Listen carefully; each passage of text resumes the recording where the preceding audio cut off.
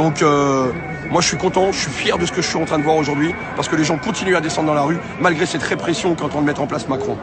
Et moi je les invite à continuer à descendre le maximum, d'aller chercher des gens avec eux. Plus on saura, et mieux on gagnera la partie.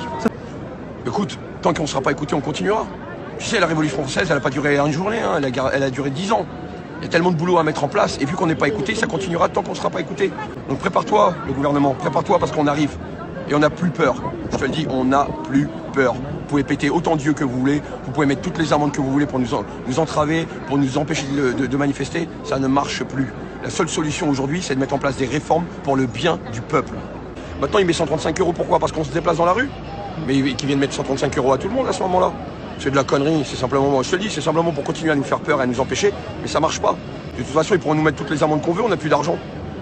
Donc fais ce que tu veux, on paiera pas et puis c'est tout.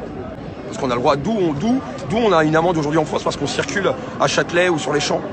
Je ne sais pas pourquoi les gens ils veulent innover. Qu'est-ce qu'on peut faire de mieux, qu'est-ce qu'on peut faire de plus?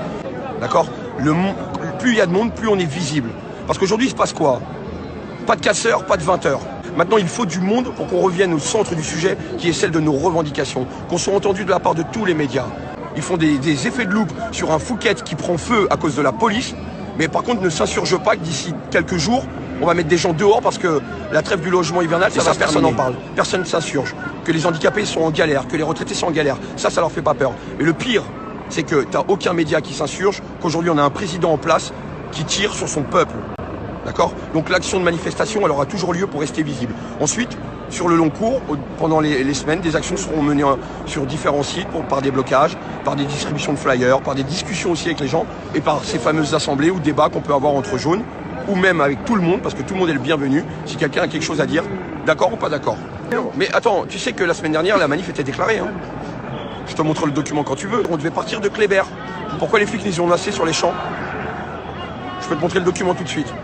Moi, j'aimerais qu'on m'explique pourquoi on ne nous a pas laissé partir avec le cortège, pourquoi on ne nous a pas laissé faire la convergence avec le climat. Il est plus légitime, ce président, à partir du moment où il a flingué son peuple.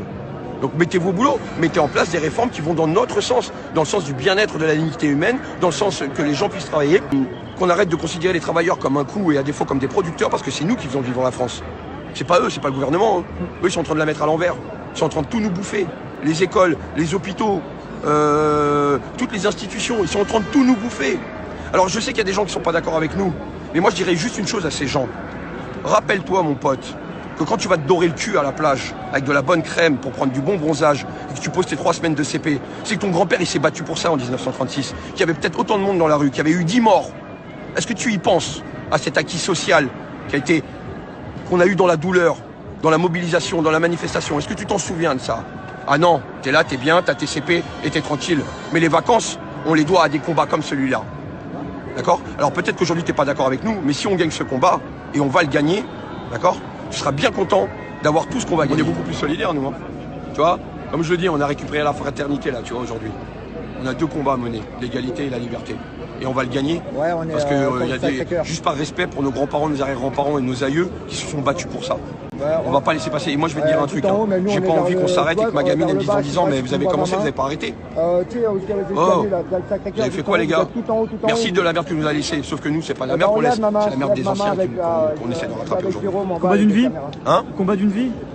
Là, ça l'est devenu. Maintenant, il faut aller au bout de ses convictions. D'accord? Faut pas avoir peur. Qu'est-ce que c'est un peu de garde à vue? Voilà, à côté d'un œil pété. Là, on fait un peu de garde à vue. De toute façon, quand on se battra, on prononcera l'amnistie générale pour tout le monde. Parce qu'il est hors de question d'avoir des casiers judiciaires aujourd'hui pour un simple masque en papier. Parce que si tu as un casier judiciaire pour un masque en papier, eh ben, il y a longtemps que Macron devrait être en tôle, avec son pote Castaner.